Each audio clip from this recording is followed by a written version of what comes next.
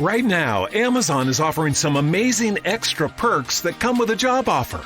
If you start a warehouse job, you can get a $1,000 sign-on bonus. That means you start earning a paycheck right away, plus you get extra cash to use before the holidays. Applying is so easy, you don't even need an interview. It's never been so rewarding to start an hourly job that's close to home. So what are you waiting for? To join the team today, visit Amazon.com/sign-on bonus. Amazon is an equal opportunity employer.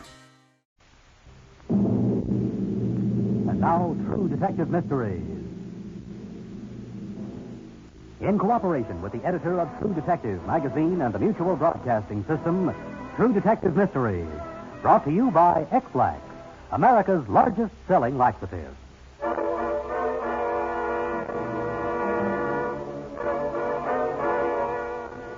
Once again, ladies and gentlemen, $1,000 reward is being offered for information leading to the capture of a dangerous criminal. A complete description will be given later on this True Detective mystery, which follows in a moment. You probably know what you're going to do every minute you drive, but do the other drivers know what your plans are? In other words, do you signal your intentions to other drivers every time you want to turn, stop, or do anything else that might not be expected of you? Well, the law says you must. Your own common sense must tell you you should. Most cars today are equipped with mechanical turn signals. Use them, but be sure to use them correctly. If you use a turn signal for indicating your direction at the fork in the road, and you should, remember that the turn may be so gradual that the signal may not turn itself off as many do after a 90-degree turn. Be sure your signal is off after it has served its purpose. There is probably nothing more frustrating and dangerous than following a car with turn signals flashing away and the driver blindly driving straight ahead. The National Safety Council urges every driver to use turn signals correctly, safely, at every turn.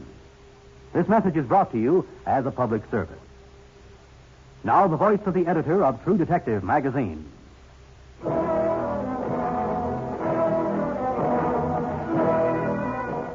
The case history you are about to hear is the actual report of an actual crime.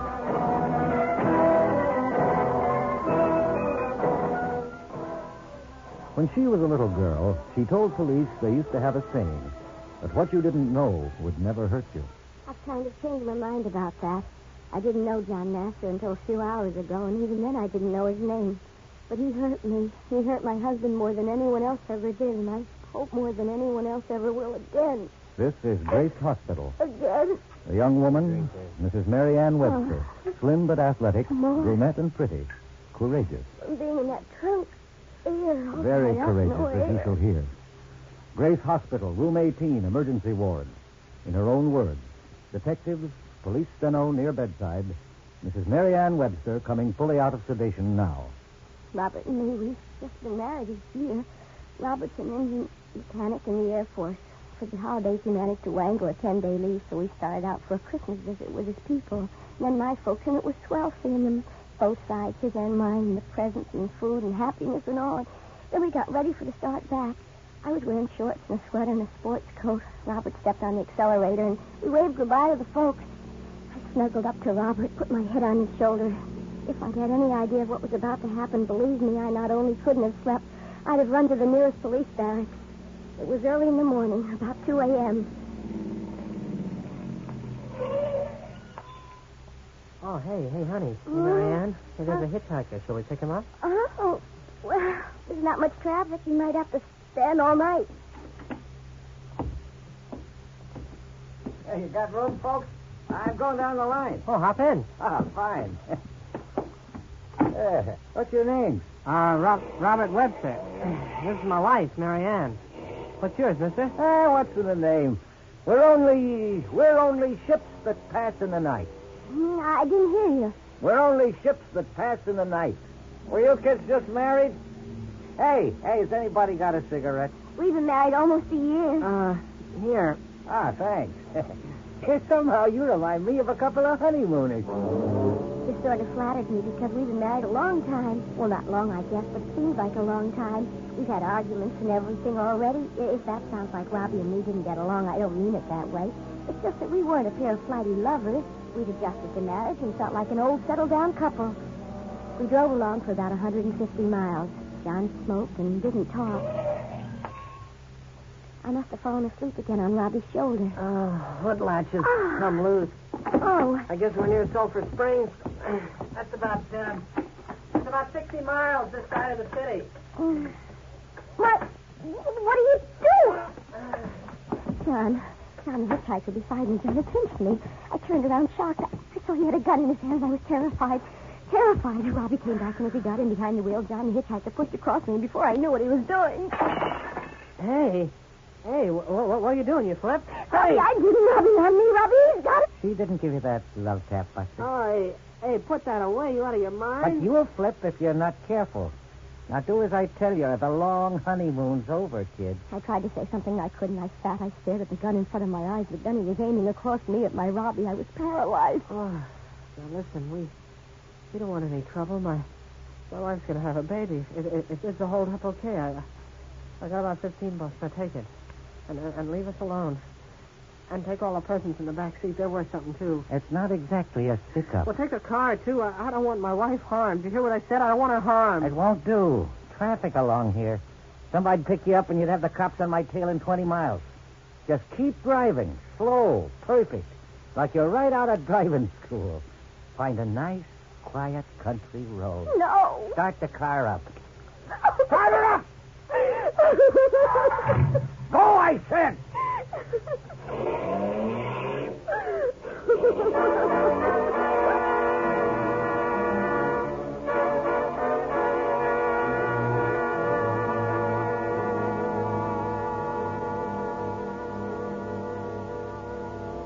Back to True Detective Mysteries in just a moment.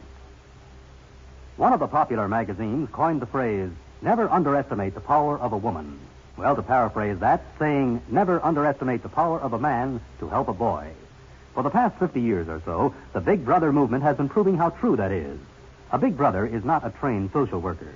He's simply a man who's willing to give some of his time and energy and ability because he's concerned about the welfare of young people. He knows how much the genuine friendship of an adult can mean to a boy who's been emotionally battered and bruised because there was no one for him to turn to. And he knows, too, that there are few satisfactions greater than that which comes from helping a youngster over the rough spots. So if you believe that we should never underestimate the power of one man to help one boy, and if you would like to become a Big Brother, then please contact your local Big Brother agency or write Big Brothers of America, Philadelphia 3, Pennsylvania. That address again, Big Brothers of America, Philadelphia 3, Pennsylvania. This message is brought to you as a public service. Now again, the editor of True Detective magazine.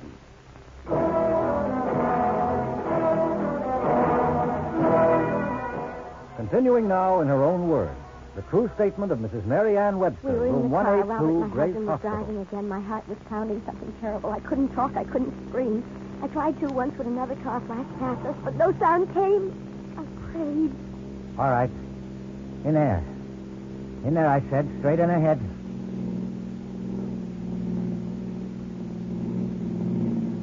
Turn into it. Yeah, it's a bumpy road.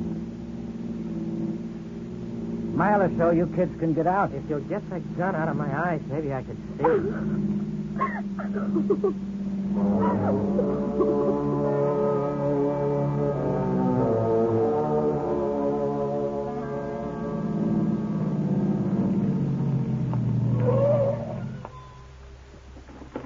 How are we going to get to the city? I was going to drive the car to the city and leave it at the railroad depot. Now you started arguing. Who's arguing? I changed my mind. All right. Out, soldier. I said out. Out of the car. Walk. Now you just stay in here and keep your mouth shut. Maybe that way you won't get hurt. Walk, soldier.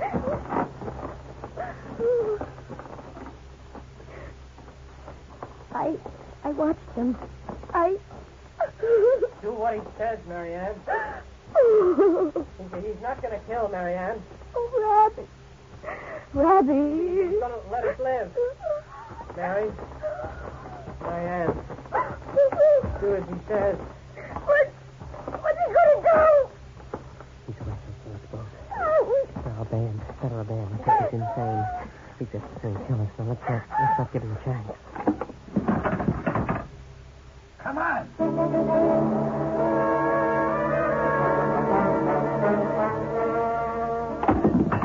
The trunk. We were locked in the trunk, but the car didn't start. You! You let her alone. I'll give it to you right now, soldier, to you both. And I don't even have to carry bodies. You, I said! Me? Out!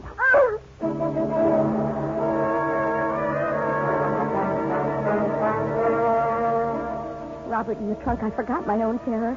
My Robert locked in the trunk. This man who's been generous enough to give a lift, this madman with the gun. Get it. Now drive. No, I don't care what you do. I'm not going to. Get in the car. Drive me. I want to be with Robbie. All right. Get in, hon. Just get in. Hon. Oh, hon. Please. Please, hon.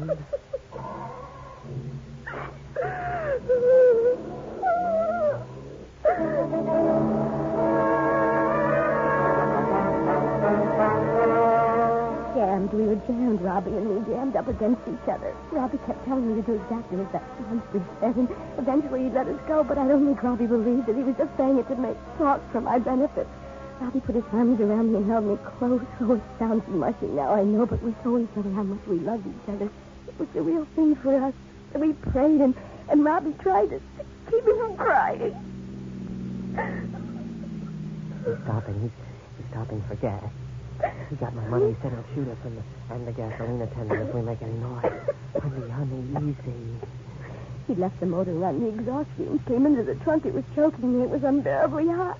Then he started up.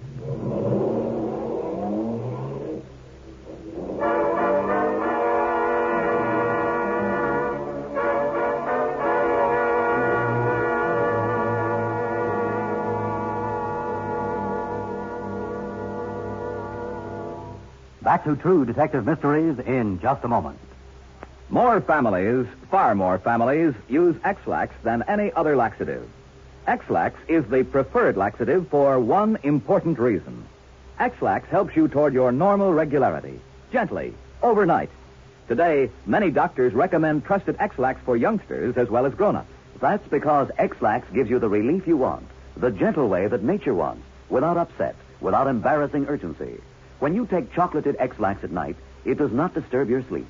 And X-Lax is so effective that the next morning you'll be well on your way toward your normal regularity. Seldom, if ever, will you need X-Lax the next day. Little wonder that of all the laxatives made today, tablet, powder, or liquid, X-Lax is the most popular. Next time, any time that you or any member of your family needs a laxative, make that laxative pleasant-tasting chocolated X-Lax. Introductory size, only 15 cents. Now again, the editor of True Detective magazine.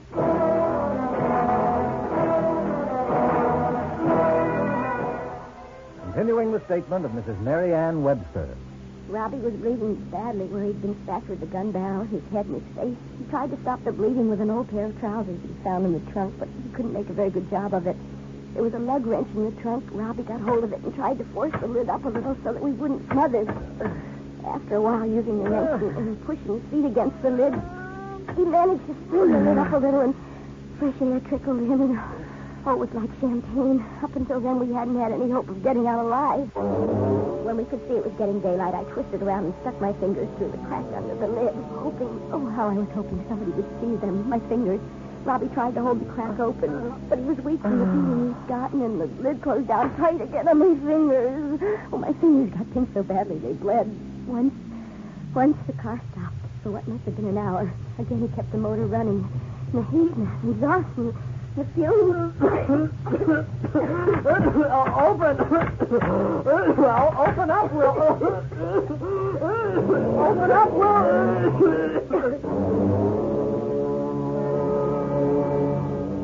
I could tell from the sound of the tires that we left the highway.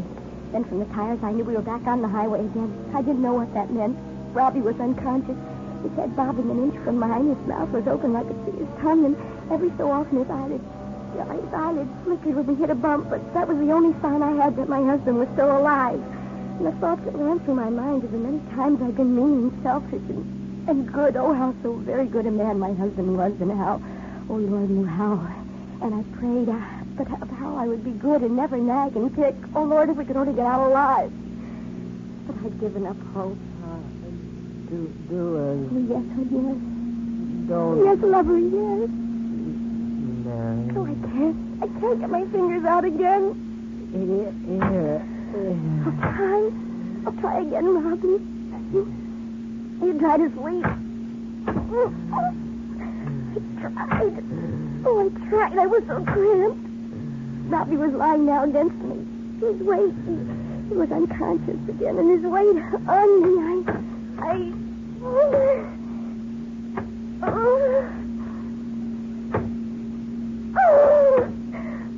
Please, somebody, please, there must be other cars, people. Please, someone see my fingers sticking out there, please. Please. Hey, slow down. Pull over the curb.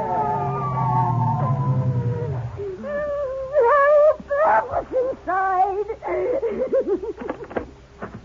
What? Oh, he's got a gun. Get his gun. He'll shoot you. Please don't let him. Oh, easy. Lady, easy.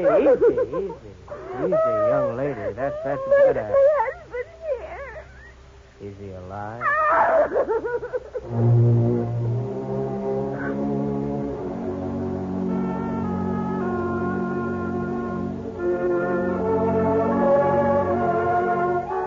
Then an ambulance clanged down the highway. Robbie was still alive, but I heard the ambulance doctor say something about severe loss of blood and possible monoxide poisoning because of the blood loss, and I must have passed out, too. But then I was here in the hospital, and you all are treating us so well, and I'll be all right now that I know Robert will live. Really, I will. You are the policeman, aren't you? Well, yes, Mrs. Webster. Yes, lady. I don't know how to... Well, just you relax now. You lie back. Could I ask you what you and all you detectives... Sure. Well, his name is... He's a killer Mm-hmm. named Nasser. The John part was correct, ma'am. He escaped from State Prison Farm about 33 days ago. Overpowered a guard, then he robbed and unnecessarily stabbed him. He's been serving a life sentence on a first-degree murder conviction, yes, ma'am, since January 1947. A murderer. Yes, ma'am. I was actually out on a parking meter checkup, ma'am, and a man I know, Hal Fisher, he runs a tire store. I was stopped there, talking to Mr. Fisher. He's the one who actually spotted your fingers sticking out the trunk of your car. I appreciate you worrying at the time about him having a gun, ma'am, but you see, when I came up close behind you and I saw your fingers were running blood, I knew this was trouble, so I had my own gun out and pointing right for his head when I gave him the siren and pushed him over to the curb. Thanks. Thanks again. Oh, you betcha, ma'am.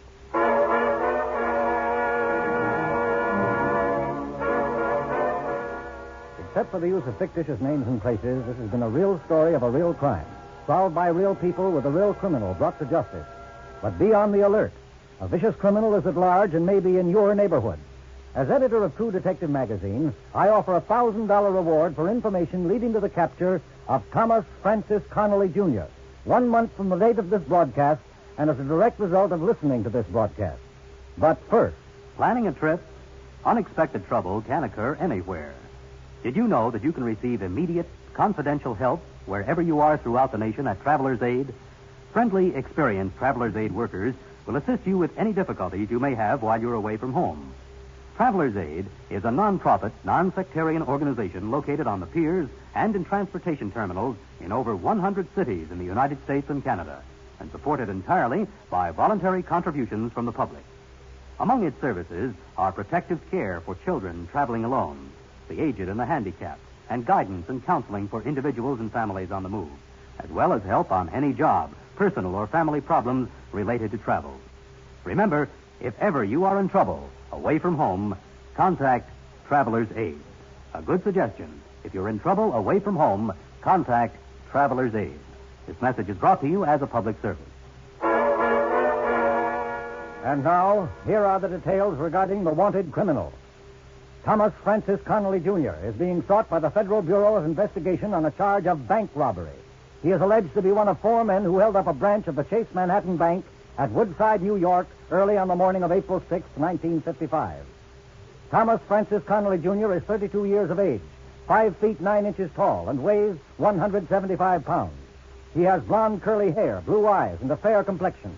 The fugitive has the following marks of identification: a diagonal scar on the right side of his forehead, a scar under his chin, and another below his left jaw, a 2-inch vertical scar on the back of his left wrist.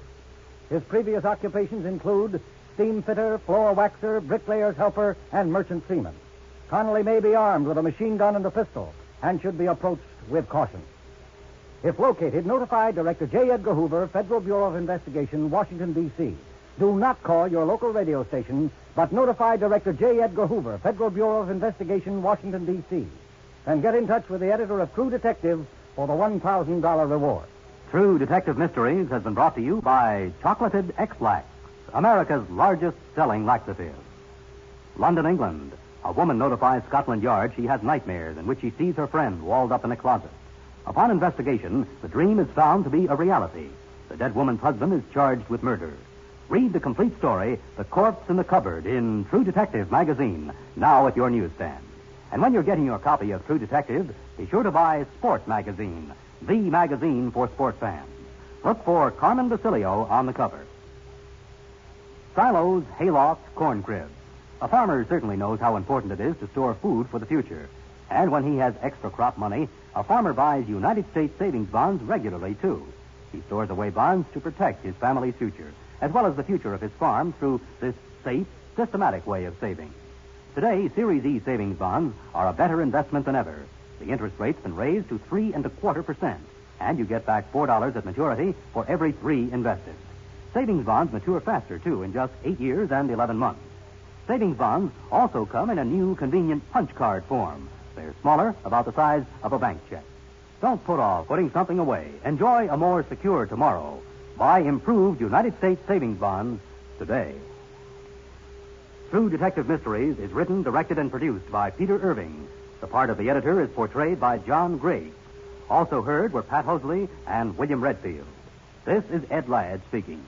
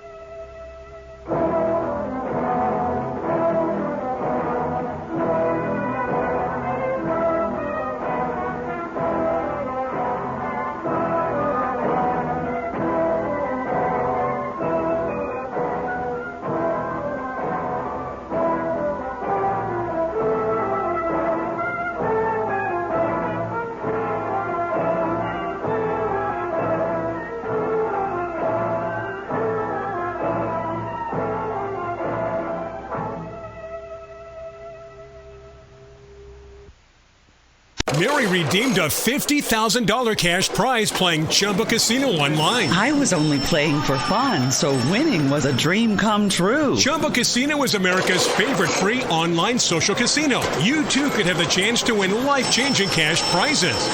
Absolutely anybody could be like Mary. Be like Mary. Log on to ChumbaCasino.com and play for free now. No purchase necessary. Void where prohibited by law. 18 plus terms and conditions apply. See website for details. The voice in the preceding commercial was not the actual voice of the winner.